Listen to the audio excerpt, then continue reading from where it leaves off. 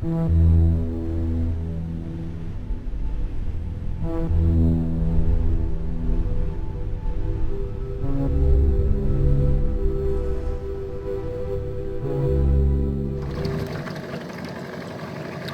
fellas, me Trapper here, and we're doing a final shakedown on my Riverhawk with my outboard motor on it, and I'd like to share with you my decision-making process and my experiences in choosing between two different motors. The first motor that I put through its paces was an old 3 horsepower Sears Game Fisher, which was an air-cooled motor, and it's basically a lawnmower type motor.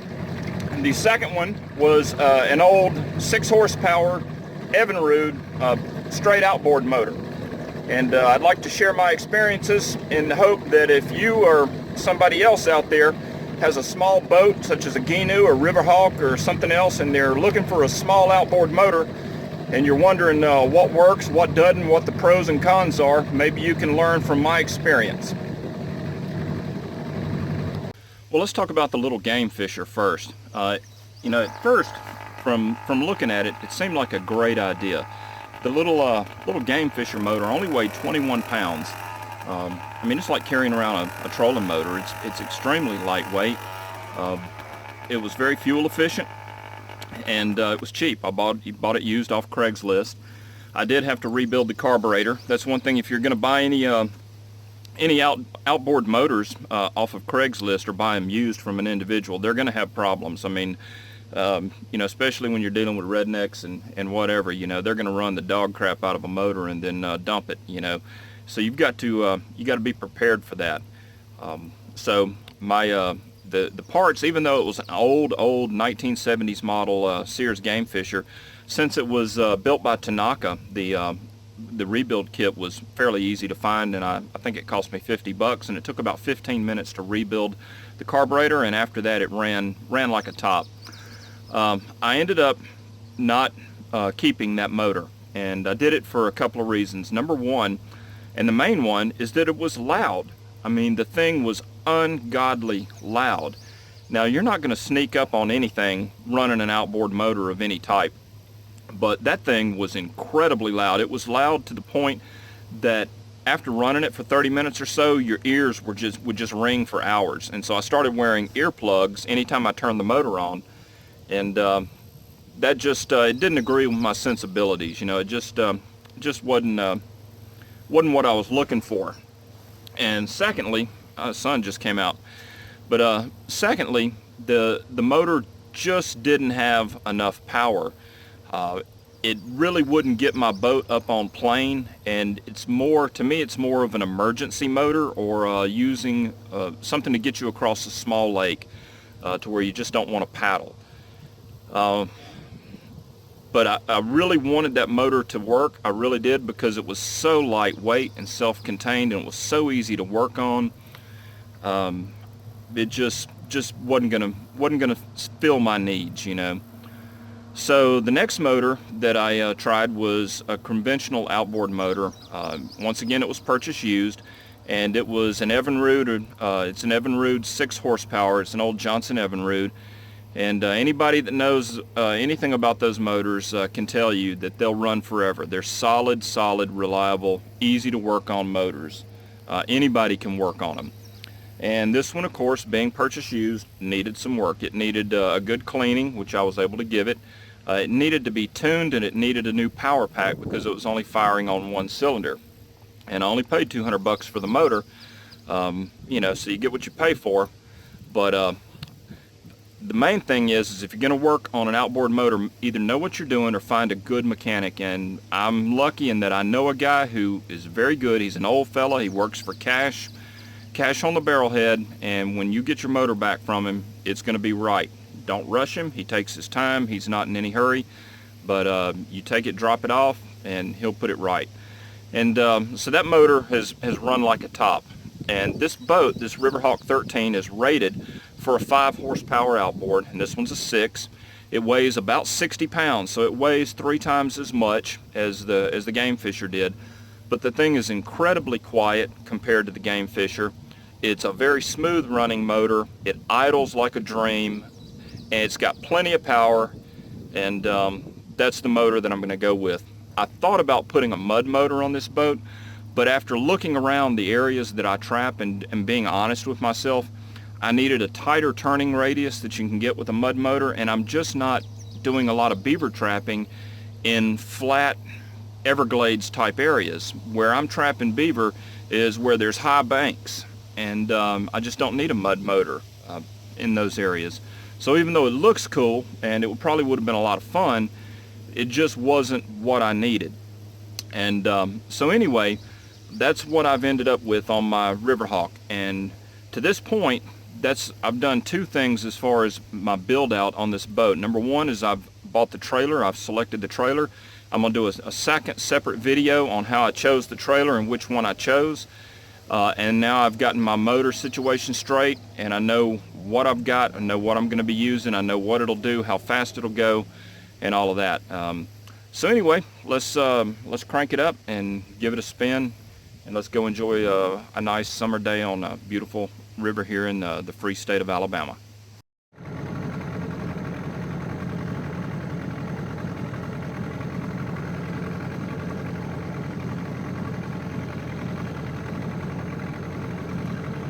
Alligator dead ahead.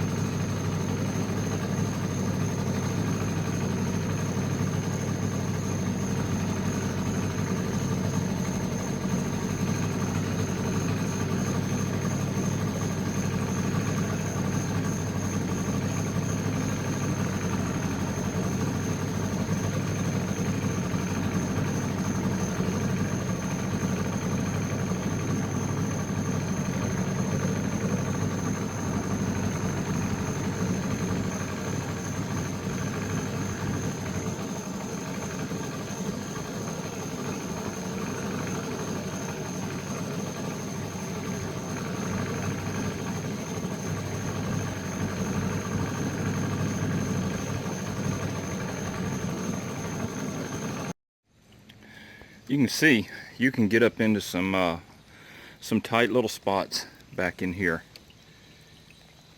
I mean, real tight little spots. A lot of vegetation. Moisture's just dripping down on us.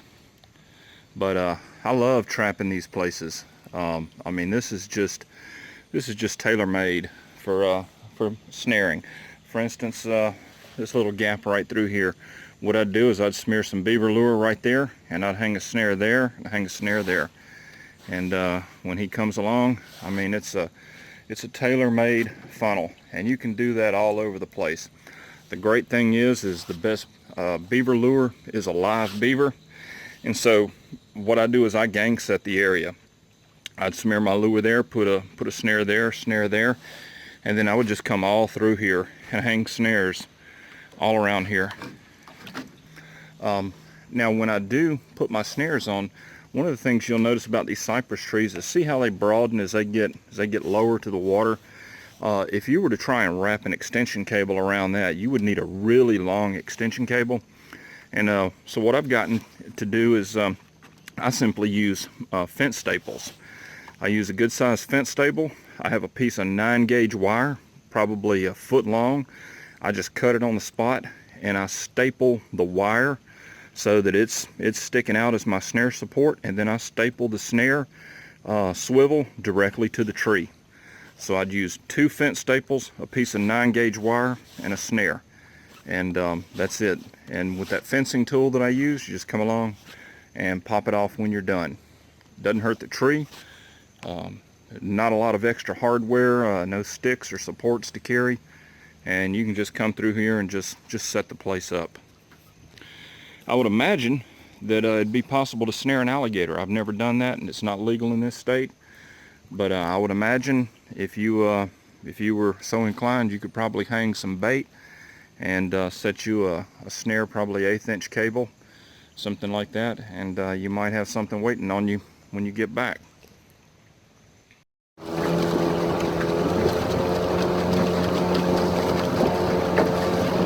Looks like storm's moving back in. You see those trees are blowing.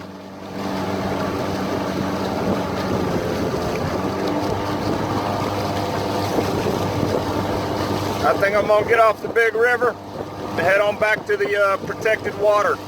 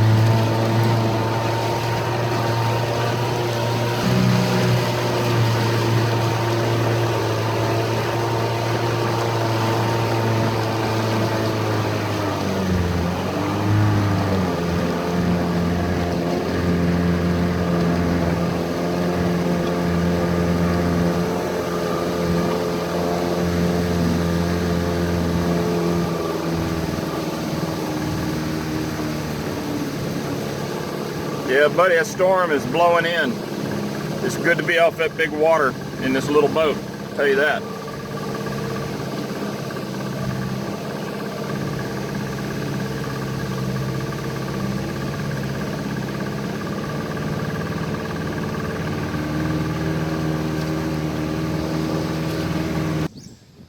Yeah, when that temperature drops and it goes from over 100 degrees to where you're chilly, you know those storms are moving in. You can feel it. You can look up and those clouds are blowing by. They're blowing by fast. So I'm glad to be off the big water out there. But I love these cypress swamps and all these old cypress trees out here. You can look around, and this is just classic swamp territory, and I love trapping beavers out here. Beaver, nutria. Not a lot of muskrats for some reason. We just don't have them. I don't know if the alligators eat them or what. But it'll be dark soon. The bugs will be out. I'm probably going to be gone by then. But it's always good to get out on the water. It really is.